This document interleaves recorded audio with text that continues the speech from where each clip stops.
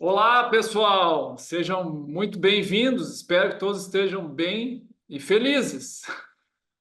Hoje o assunto é justamente esse: felicidade. Felicidade vem de dentro ou vem de fora? Será que nós precisamos buscar a felicidade? Ou ela já está bem perto de nós? Ou já está conosco? Ou precisamos buscar, sim, a felicidade? Precisamos nos formar, precisamos ganhar dinheiro, ganhar sucesso, reconhecimento, fama, formar uma família, ter filhos, ter netos, ter muitos amigos, principalmente nas redes sociais, muitas curtidas, muitos likes, muitos seguidores, muitos admiradores, muitos bajuladores. Tudo isso é necessário? Ou a felicidade é uma condição inerente, a felicidade já está conosco? É sobre isso que vamos falar no vídeo de hoje. Então, eu sou João Leite Ribeiro, sou pesquisador sobre filosofia antiga e esquizofrenia. Estou aqui mais essa vez aqui com o Charles, falando hoje sobre se a felicidade está em nós ou ela vem de fora. É interessante ter como observação que na tradição psicanalítica, que ela é herdeira do romantismo na Europa, a felicidade não está em nossas mãos, não. Por essa tradição, nós temos uma falta, nós temos angústias, dúvidas, que não podem ser satisfeitas por nós mesmos. Nós dependemos do exterior, dependemos de outras pessoas, de outras atividades, só por nós mesmos jamais alcançaremos a felicidade. Essa é uma visão de muitos psicanalistas, acredito que da maioria deles. Né? Nós temos os famosos desejos inconscientes, que nunca são realmente satisfeitos e que nos remetem sempre para fora, sempre vamos precisar dos outros. Muitas vezes desejamos o desejo do outro. Né? Sem o desejo do outro por nós, não sobrevivemos. E assim vai todo esse raciocínio. A paixão humana, o que ela é? Um momento mais bonito da vida é a paixão. E a paixão humana, ela é movida por uma falta interna que será complementada por uma pessoa externa, alguém que parece que magicamente se encaixa conosco e nos traz aquilo tudo que nos falta. Então sempre vai ser assim na falta. E as pessoas vão estar tentando cobrir essa falta de uma maneira ou de outra, amando uma mulher, escrevendo um livro, fazendo uma música, o que é que seja, você sempre vai tentar suprir a sua falta interna com o externo, com as outras pessoas, com outras atividades, sempre assim. E mesmo assim, você nunca alcança de fato a plenitude. O ser humano, pela psicanálise, está condenado a ter dúvidas, condenado a sofrer, condenado a estar sempre buscando fora de si a felicidade. Essa é a versão da maioria dos psicanalistas sobre a nossa existência. Mas precisa ser assim, né? Precisamos ficar nessa angústia de sempre projetar para fora, de querer outra pessoa, a famosa cara metade, né? Que você tem aquela descrição no banquete de Platão, que Alcibíades, um dos participantes lá do banquete, não, perdão, Alcibíades não, esqueci o nome agora, o dramaturgo, o comediante, né? Ele fala que no início dos tempos nós éramos duplos, né? Quatro pernas, quatro braços e duas cabeças. Aí um Deus nos cortou no meio. E o amor é agora essa busca pela metade perdida, né? O amor é essa busca pela metade que Deus nos partiu e nós buscamos agora a metade perdida. Ou seja, é uma falta imensa, falta aquela metade perdida que nós, quando achamos, então seremos felizes. Isso seria o amor. Né? O amor que vem sempre suprir essas faltas imensas que nós temos. Né? Isso é a visão dos psicanalistas de Aristófanes, lembrei o nome, perdão, agora, Aristófanes, o comediante grego que deu essa visão da história. Mas será que é necessariamente assim? Essa é uma pergunta, né? Será que necessariamente temos todas essas faltas? Será que necessariamente, se não tivermos uma grande paixão na vida, nós não vamos ser felizes? Será que dependemos assim tanto do exterior? É uma pergunta. Muitos filósofos indianos, chineses também, até gregos, vão dizer que não é assim. temos aí uma interação com o mundo, quem é que vai negar? Mas possivelmente a fonte de nossa felicidade, de nossa satisfação, ela é interna mesmo. Nós quase, eu diria que não nos bastamos, mas quase que nos bastamos, né? Havendo aí um pouco de sorte no mundo, a nossa capacidade interior, ela é o suficiente para nos prover a felicidade, né? Há visões mais otimistas. A visão psicanalítica ela é muito pessimista, na minha opinião, herdeira de toda uma tradição romântica que vai falar muito da imperfeição do ser humano, né? Das faltas irremediáveis. É aquele famoso dizer, né? É por entre as falhas do teto que entra a luz, né? Quer dizer, através das suas falhas que você vai buscar no exterior o que realmente vai te satisfazer, né? Essa é a visão psicanalística, Charles, com a qual eu não concordo muito, mas é isso que eu apresento agora para iniciar aqui o nosso debate. Sim. Eu gostaria de trazer para os espectadores a questão, por exemplo, do dinheiro. Vamos analisar assim, se o dinheiro traz felicidade, fazer uma análise bem rápida, já fizemos aqui em outro vídeo, vou fazer de novo. Dinheiro traz felicidade. Vamos pensar assim na nossa cabeça as pessoas ricas que a gente conhece, as pessoas mais próximas de nós que têm mais posses. Vamos pensar nessas pessoas que a gente conhece mais profundamente. Então, são pessoas próximas de nós, da nossa convivência, que têm mais posse de uma forma geral.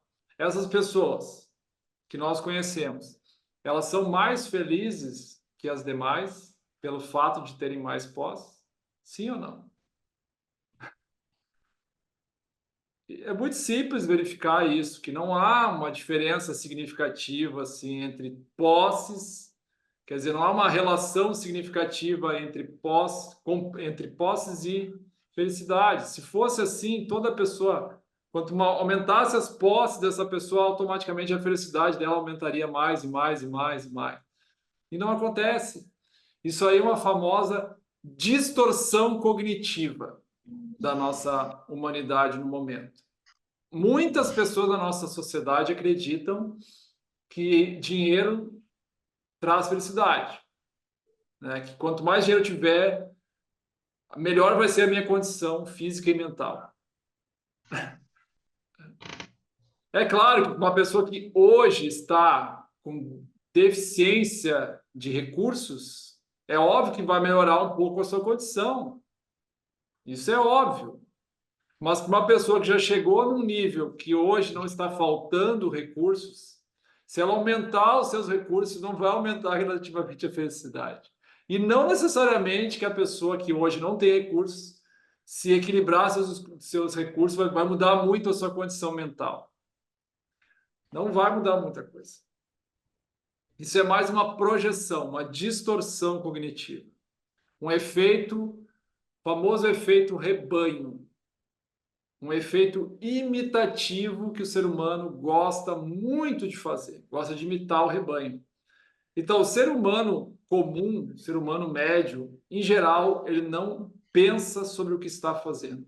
Ele simplesmente segue o rebanho. Ele segue o comportamento de pessoas próximas ou de pessoas que ele admira. Então, as pessoas próximas estão fazendo aquilo e simplesmente começam a fazer também, sem refletir se aquilo é legal, realmente é benéfico ou não. Por exemplo, quando surgiu o celular, algumas pessoas foram as pioneiras. Eles começaram a usar o celular, aí as outras pessoas olharam, o que você está usando? Ah, o celular, o que isso aí faz? Ah, faz isso, faz aquilo. Aí começaram e compraram também, começaram a usar, né? Sem refletir muito, será que isso aí é realmente bom? Não parou para pensar assim, né? Será que isso aí vai trazer benefício mesmo para a minha vida? Né? Não houve uma reflexão profunda. Foi ressaltado ali alguns benefícios, mandar mensagem, conseguir se comunicar com as pessoas de forma mais rápida. Só se viu, geralmente você se encanta pelos benefícios, mas você não reflete cuidadosamente sobre os malefícios. E assim vai a humanidade, vai no efeito rebanho. Então, a maior parte do rebanho acredita que algumas coisas trazem felicidade, dinheiro traz felicidade, a companhia das pessoas traz felicidade, as experiências trazem felicidade. E quem não tem dinheiro, quem não tem amigos, quem não tem família, quem não tem experiências, é uma pessoa triste, coitado. Coitado dessa pessoa. Ele não tem dinheiro, não tem família, não tem amigos, não tem experiências. Coitadinho, pobrezinho. Né? Em geral, é esse o entendimento. Mas a pessoa, quando ela nutre esse entendimento, claro, se você nutre esse entendimento, se você acredita nisso, coloca a sua fé nisso, e se você não conquista aquilo que você acha que vai trazer felicidade, é óbvio que você vai se sentir incomodado. É porque é um desejo frustrado que você está alimentando. Mas quem está alimentando esse desejo? É você. Você é a causa da sua infelicidade. Por quê? Porque você nutriu esse desejo que é uma distorção cognitiva. Você nutriu uma expectativa errada. É só você desfazer essa expectativa errada que você é feliz. É feliz aquele que não busca a felicidade. Aquele que sabe que a felicidade é a sua natureza. Mas quem sabe disso? Quem desfruta dessa crença? Muito poucos. Muito poucos. Com certeza. E na esteira aí do que você falou e do que eu falei também, existe a noção dos desejos, né? Então, voltando inclusive à psicanálise, os desejos eles são parte fundamental da psicanálise, né? A psicanálise vai se mover através dos seus desejos, né? E esses desejos, por exemplo, um desejo comum, talvez o mais comum dos desejos, seja esse que o Charles mencionou, que é o desejo de ganhar dinheiro, por exemplo, né? Agora, se você vai se remeter aos orientais, é mais ou menos o oposto, porque é o desejo de não ter desejo, né? É o esforço de ter o mínimo de desejo possível. E daí, a partir do que a nossa felicidade estaria muito mais em nós do que no mundo. Se você, o mínimo de desejo possível vai ser a fonte da sua felicidade, subentende-se daí que ela está muito mais em nós do que no mundo, né? Mas havia uma discussão na China do ano mil e poucos entre os filósofos budistas e o filósofo confucionista Zhu Xi, que é uma discussão interessante, tem a ver um pouco com o que nós estamos falando aqui. Porque o Zhu Xi dizia o seguinte: o budismo é muito bonito, muito interessante, mas o budista ele se senta em introspecção e ele procura autoconhecimento apenas. E o autoconhecimento lhe basta.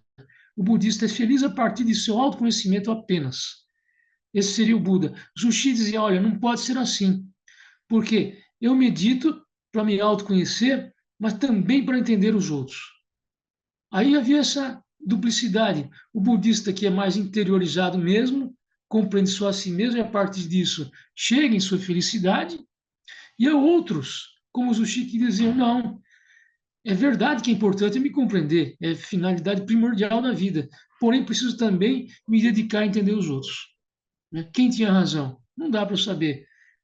Talvez um traço de personalidade, por dizer. Os budistas um pouco mais introspectivos, e o Zushi um pouco mais dedicado a entender as outras pessoas. Talvez as duas soluções sejam boas, talvez as duas sejam grandes filosofias, sejam homens felizes.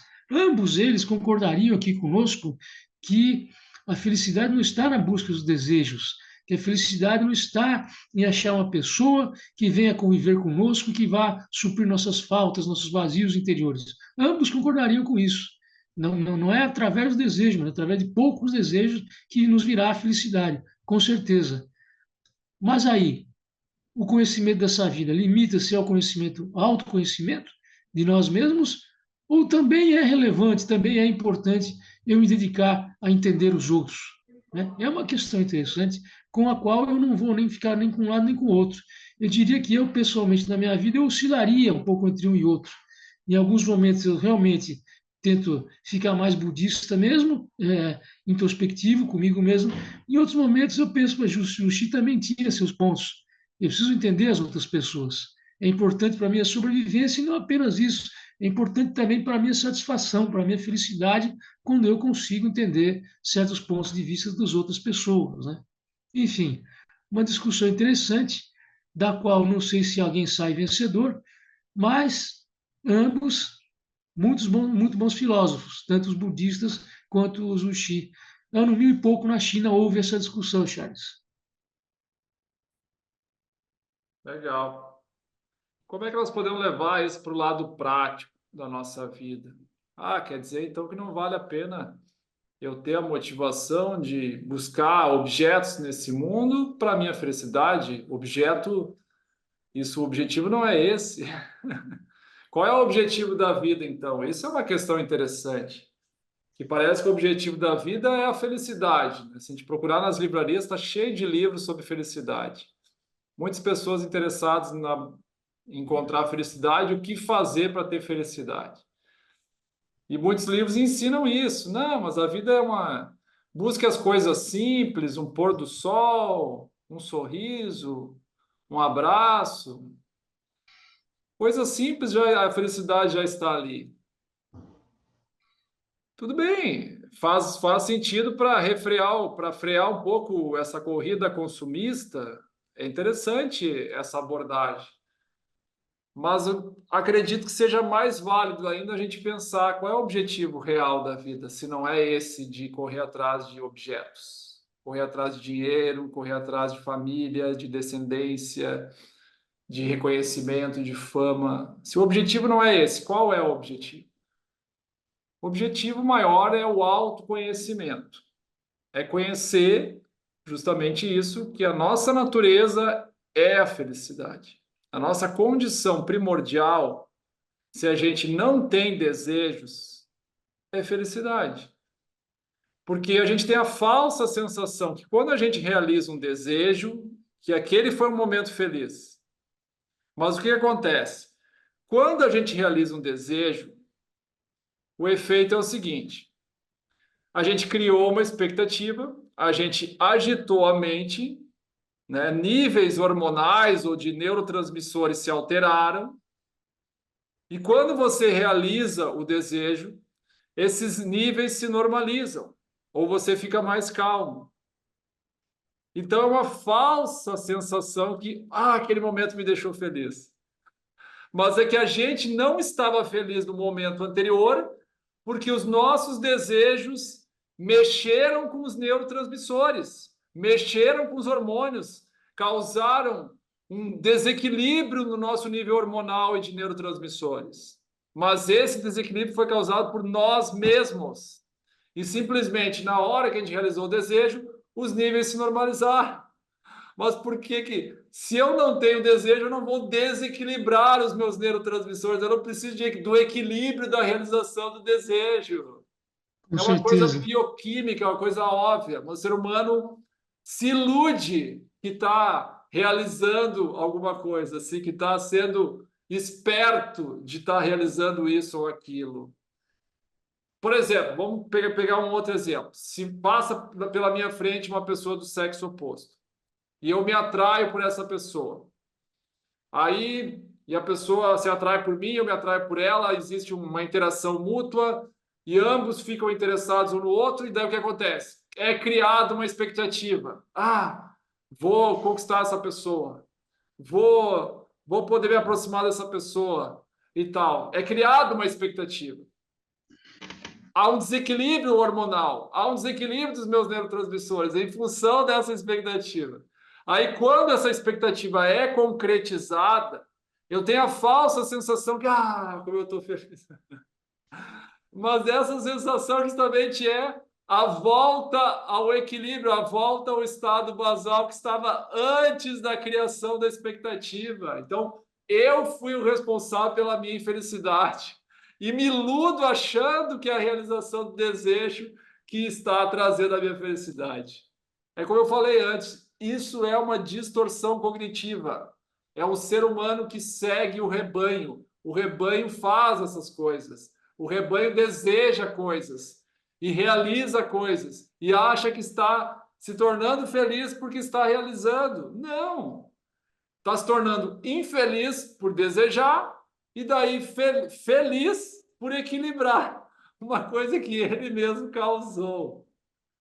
Então, o ser humano precisa de filosofia, como já falamos aqui outras vezes. O ser humano precisa de leitura, precisa de estudo, de reflexão, de pensamento, de introspecção, para parar de correr atrás de coisas causadas por ele mesmo, né? É a mesma coisa se eu deixar as janelas da minha casa abertas no dia de chuva, e daí pensa, pá, essa casa ficou toda molhada por dentro. E depois que eu seco a casa, eu fico feliz. Ah, agora eu estou feliz. Mas quem é que causou a casa molhada? A minha atitude de deixar as janelas abertas. Com certeza. Então eu crio um problema para encontrar uma solução. É mais ou menos isso. O ser humano cria um problema, que é o desejo, aí ele realiza o desejo, ele encontra uma solução para o problema que ele mesmo criou. Exatamente, muito bem raciocinado, concordo com seus pontos, né? Interessante também, teve uma figura muito interessante na história de Roma, que foi o imperador Marco Aurélio. Marco Aurélio, ele tinha uma formação estoica, e ele foi o imperador de Roma, tornou-se o mais famoso estoico da história, ele ou Sêneca, um dos dois. Mas, sem dúvida, o mais politicamente influente foi Marco Aurélio, uma vez que foi o imperador romano. E é interessante porque, como imperador romano, Marco Aurélio era muito rico, tinha muito dinheiro, tinha muita influência, muito poder. Era difícil uma pessoa, por exemplo, questionar o imperador romano, né? Precisava ter coragem para se opor ao imperador romano, né? Então ele tinha lá uma vida de opulência financeira e de opulência de prestígio, de status, como poucas pessoas na história do mundo tiveram. No entanto, se você for ler o diário de Marco Aurélio mantinha um diário, né, que ficou famoso, o diário de Marco Aurélio, ele sobreviveu, ainda existe, para quem quiser ler, existe o diário de Marco Aurélio, para quem quiser ler. E é interessante que se você ler esse diário, você vê ali um homem que luta para não se apegar a esse dinheiro, a esse prestígio todo que ele tinha. Marco Aurélio faz um grande esforço de continuar uma pessoa com uma vida espiritual, digamos assim, e não uma pessoa pegada àquelas benesses todas que o cargo lhe provinha. É muito interessante você observar isso. Marco Aurélio, no seu diário, vai pensar no quê? Vai pensar que ele tem que tomar as decisões corretas, que ele tem que ser bom, que ele tem que ser generoso, tem que ser solidário com as pessoas, tem que fazer o mínimo de injustiça possível. Ele fica muito focado nisso, como fazer tudo direitinho, tudo certo, tudo eticamente. Muito focado nisso, para nunca se perder em todo o seu status, em todo o seu dinheiro e tudo mais que o cargo lhe trazia. Esse é o ensinamento do grande diário de Marco Aurélio, que nos sobrevive até hoje. A humildade, mesmo sendo imperador romano, ele tentava e aparentemente conseguia ser humilde. Ele tentava e aparentemente conseguia viver não dos grandes prazeres, mas dos pequenos prazeres diários. Né? Marco Aurélio é um exemplo interessante da história humana. O estoico que tornou-se imperador, mas não escravo de ser imperador. Né? Poderíamos aí fazer um trocadilho, né? Escravo de ser imperador. Ele não se tornou isso. Foi um homem que a vida inteira pregou por ser justo, honesto, e isso sim era importante, não o cargo dele. Uma reflexão que pode ser feita em relação aos desejos, né? E felicidade tem muito a ver com desejo. As pessoas costumam associar felicidade com realização de desejos. Desejos de conviver com alguma pessoa, desejo de obter alguma coisa, objetos e desejo de experiências. Então, a felicidade está relacionada a isso na cabeça das pessoas. E qual é o problema de desejar coisas? Existem vários problemas em relação a isso, se a gente for refletir. Quem nos ensina isso é a filosofia indiana, o Vedanta nos ensina isso. Vários problemas relacionados ao desejo. Um dos problemas é, para realizar um desejo é preciso esforço. E alguns tipos de desejo é preciso muito esforço. Esse é um problema. O outro problema é a escassez. A pessoa, por exemplo, eu desejo dinheiro, mas não existe escassez de dinheiro no mercado, na sociedade. Não tem 1 bilhão para todo mundo. Todo mundo quer correr atrás de mesmo que não seja 1 bilhão, não tem 10 milhões para todo mundo. É só fazer a conta. Tenta dividir todo o dinheiro do planeta, ver se vai ter 10 milhões para todo mundo. Não tem, tem escassez. Então são coisas que são inviáveis. né? A primeira, o esforço, a segunda, a escassez. Não existe tudo que todo mundo quer para todo mundo. Não tem, uma coisa irracional, inviável, e vai exaurir os recursos do planeta. Se todo mundo viver uma vida abastada, com vários automóveis, com vários objetos, não tem recurso no planeta para tudo isso. O ambiente, o meio ambiente não vai aguentar. Outro problema é, se você não realiza o desejo, como tem essas dificuldades, esforço, escassez, qual é o resultado da não realização do desejo? Raiva, frustração, incômodo mental, principalmente raiva ou frustração. Isso se você não realiza. E se você realiza o desejo, qual é o problema? Você nutre a ambição. É aquela velha história, quanto mais você tem, mais você quer. Quanto mais você realiza, mais você quer realizar. Então, para qualquer um dos lados, você está preso. Ou está preso à raiva, que a raiva é um sentimento destrutivo, ou você está preso à ambição, ganância, que também é um sentimento destrutivo. Tanto pelo lado da raiva como pelo lado da ambição, você vai cometer ações antiéticas para realizar o que você quer. Então, esses dois sentimentos, eles levam a ações antiéticas, ações indevidas, que, de acordo com a filosofia indiana, isso vai entrar para o seu karma, para o acúmulo de más ações que a pessoa tem. E esse karma determina o próximo nascimento. Então, se a pessoa acumula um grande número de más ações, o próximo nascimento vai ser em condições desfavoráveis, condições inferiores. A pessoa pode nascer com um grave problema de saúde, pode nascer uma condição financeira muito precária, tudo em função desse acúmulo de karma. Então, não é prudente ficar correndo atrás dessa corrida, essa corrida maluca que tem nos dias de hoje, essa corrida do rebanho. Não é prudente. Como diz no Bhagavad Gita, o homem sábio não se deleita com esses prazeres. Por que que ele não se deleita? Porque ele sabe das consequências, né? Ele sabe a consequência da raiva, da ambição, que essas consequências vão levar a más ações, então ele não nutre esse deleite.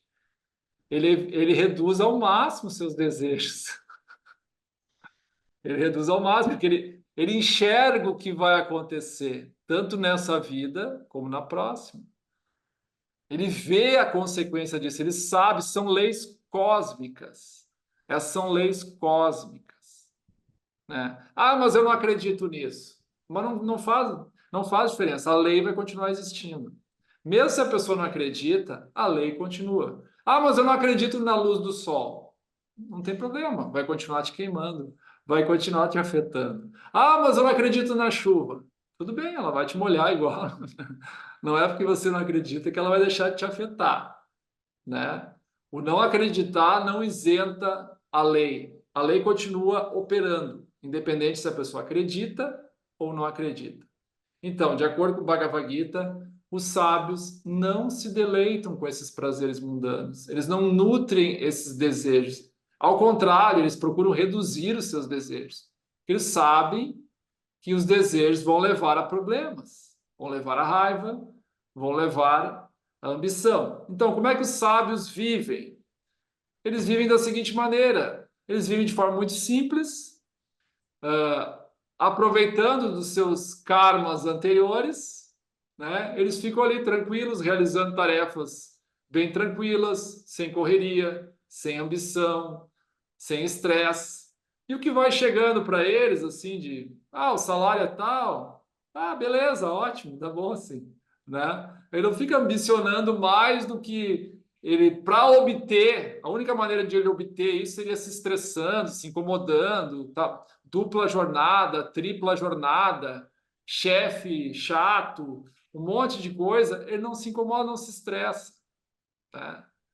Ele lida muito melhor com a vida, porque não fica correndo atrás daquilo que ele precisa se esforçar demais para conquistar. Não é uma pessoa preguiçosa, É uma pessoa equilibrada, é o contrário. Ele não é nem preguiçoso, nem workaholic. Porque o que acontece com as pessoas que têm muitos desejos? Viram workaholic, né? Trabalha excessivamente, se estressa, acaba com a sua saúde. Como tem aquela frase que diz: os homens correm atrás do dinheiro para perder sua saúde e perdem o dinheiro para recuperar a saúde de volta. Só que não conseguem recuperar. Pois é. É isso aí. Eu acho que essa aí que é a discussão, né? Os desejos são bons ou ruins, devemos nos guiar pelos desejos, devemos ter o desejo de ter desejos, né? Muitos psicanalistas falam nisso, né? O famoso desejo pelo desejo, né? Que o processo sedutório, será que o processo sedutório é tão importante quanto ele se afigura ser na nossa sociedade? Se você liga, por exemplo, na Rede Globo, põe lá na novela das 9, o que você vê? Você vê um tentando seduzir o outro o tempo inteiro. O grande tema é esse. É botar quem que são os atores da novela. São pessoas que são fetiches sexuais, certo? Tem todo tipo, tem a mocinha patricinha, tem a outra que vai ser mais, sei lá o que, uma moça mais descolada, tem um rapaz mais velho, tem um outro mais jovem, todos ali são símbolos sexuais, né? E funciona assim, você vê a novela, é um processo sedutório o tempo inteiro. É como se fosse um porno chique, né? Que não mostra o sexo, mas mostra a sedução e parece que a sedução é a razão da vida. Como os atores globais estão sempre seduzindo-se uns aos outros, a população vem, chega e pensa que isso que é a vida, né? Que é seduzir a razão da vida. É isso que é a motivação, é isso que nos leva adiante, etc e tal. E você vai achar isso endossado aí por muitos psicanalistas, que esse do processo sedutório é a coisa mais prazerosa mesmo a fazer e que a nossa vida aqui nesse planeta, a melhor coisa que se faz é nós tentarmos seduzir uns aos outros, né? O famoso efeito rebanho, que aqui falava o Charles, né? Exato, é uma distorção total dos valores, dos sentidos da vida, os sentidos mais profundos, né? Uma vida animalizada, né? Se a gente olhar para os animais, eles estão toda hora buscando parceiros, estão toda hora pensando nisso, estão toda hora assim, se envolvendo com questão de reprodutivas, de aumento da espécie. Mas o ser humano tem um intelecto, algo que os animais Exatamente. não têm. Os animais vivem por instinto, e o instinto deles é esse, é um instinto animal. Os seres humanos é uma ordem de vida superior. Não é para a gente viver da mesma forma que eles, né? O ser humano consegue refletir o que de melhor ele pode fazer aqui. Por isso que falei antes, os sábios não se deleitam com isso, porque eles sabem as consequências disso. E é a corrida atrás desses desejos, a pessoa se vicia, né? Um outro problema é o vício, né? Que o vício é uma prisão. A pessoa deixa de. Se a pessoa se envolve muito, por exemplo, com dinheiro, com sexo, a vida dela gira tanto em torno disso que ela não tem tempo para ler um livro mais profundo. Ela não tem tempo para refletir sobre alguma coisa mais profunda. Então a vida dela fica girando naquela coisa animalizada, né? Aquelas coisas, né, que não são as coisas mais profundas. É claro que tem o seu grau de importância, né, a manutenção da espécie, e também o provimento dos recursos necessários tem seu grau de importância, mas não é a importância maior. A importância maior é se dar conta do que nós viemos fazer aqui, o que nós estamos fazendo e para onde vamos, de onde viemos e para onde vamos. Essa é a reflexão maior, né? Sabendo então que nós não, por exemplo, não somos o corpo, nós somos a consciência, né? O corpo é só um veículo, né? Um veículo para que esse ser que agora se vê individual, que se vê numa multiplicidade, para que ele reconheça que ele é a consciência e que a consciência é una. Então, a função da vida humana é esse reconhecimento, é essa convicção a respeito disso. Eu posso ter um entendimento superficial, mas eu preciso aprofundar esse meu entendimento. É por isso que a gente está aqui conversando. E quando a gente passa esse conhecimento adiante, a gente está tendo essa oportunidade aqui numa rede social de passar esse conhecimento adiante, isso fortalece a nossa convicção. A gente, ao falar aqui, a gente está refletindo sobre esse assunto. Isso nos faz aprofundar a nossa convicção sobre isso. nos faz observar ainda mais o mundo e ver as suas incoerências e ver o sofrimento que as pessoas se envolvem para realizar desejos. Como eu falei, dupla jornada, tripla jornada, violência, traição, má conduta, tantos problemas causados pelos desejos, estresse, doença, muitos problemas causados pelos desejos. Então, o sábio não se deleita com isso, ele enxerga que tem más consequências. Ele já sabe, como diz o ditado, assim, a pessoa inteligente precisa passar por aquilo para aprender. O sábio não precisa passar, ele só observa o que os outros estão fazendo e não faz igual. Ele não precisa Exatamente. colocar a mão na tomada para tomar choque. Ele só vê alguém colocando a mão e vê que tomou choque e não vai fazer igual. Se ele viu uma pessoa tomando choque, por que ele vai botar a mão só para testar? Então o sábio está uma condição melhor. Ele simplesmente observa. Então está terminando nosso tempo. Gostaríamos de agradecer aí a todos, a participação de todos. Deixe seus comentários aqui abaixo, diga se vocês gostaram, não gostaram. Isso ajuda aí o nosso trabalho. É isso aí. Gratidão a todos. Namastê. Namastê.